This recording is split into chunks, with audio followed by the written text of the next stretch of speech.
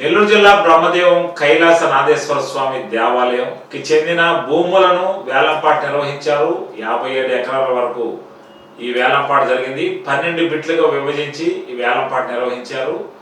ఈ 12 మంది 12 రకాలుగా రైతులు అందరూ కలిసి మాట్లాడుకొని ఈ వేలంపాటకు హాజరయ్యారు. సుమారు 12 లక్షల వరకు వేలంపాటకు సమకూరింది. వేలంపాటకు సంబంధించిన వివరాలు అధికారులు తెలియజేశారు. ఈ కార్యక్రమంలో గ్రామస్తులు హాజరయ్యారు. నెల్లూరు జిల్లా ఉతుకూరు మండలం బ్రహ్మదేవం గ్రామంలో వేంచేస్తున్న శ్రీ కైలాస స్వామివారి దేవస్థానం చెందిన హక్కుబుక్కమైన భూములు బహిరంగ వేలంపాట ఈరోజు జరిగింది. 9/9/2020 మొత్తం 12 బిట్లు జరిగిందండి పాట. రైతులు పోటాపోటీగా పాడుకొని దేవస్థానానికి 11,82,500 రూపాయలు ఆదాయం వచ్చింది.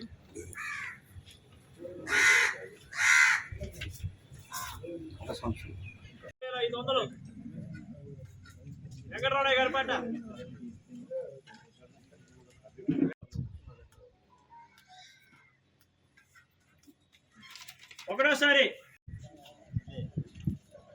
1,01,500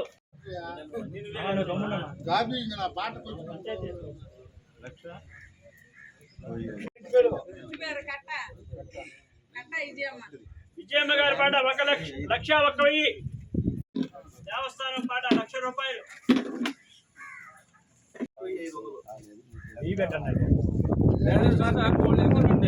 పేరు చెప్పండి.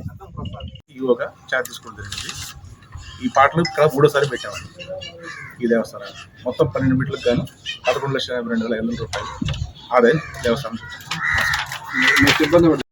బ్రహ్మదేవం శ్రీ కైలాసం కామాక్షి దేవస్థానం మాగాణి భూములు వేలం ప్రక్రియ సజావుగా సాగింది. మొత్తం 57 ఎకరాల 34 సెంట్లకి ఈ ప్రక్రియ జరిగింది.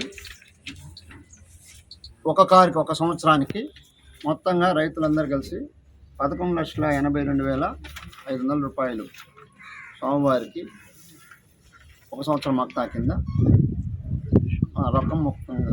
రొక్కం మక్తా కింద రైతులు ఆమోదించి అందరూ కూడా పాటలో పాల్గొని ఒక సమన్వయంతో చేశారు.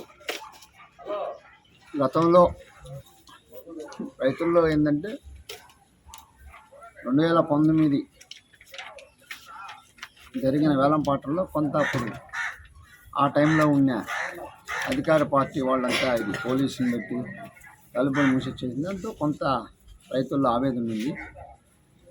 దాంతో అందరూ కూడా ఒక రైతులు మాట్లాడటం సమన్వయంగా ఈసారి బహిరంగంగానే ఈ పాటలు నిర్వహించుకోవడం జరిగింది. వాళ్ళు కూడా ఆ సంవత్సరంలో మొదటి సంవత్సరం కొంత దేవుడికి వచ్చిన 2-3 సంవత్సరాల్లో తగ్గింపుగా అందరూ పాల్గొనకుండా ఆ సమయంలో జరిగింది.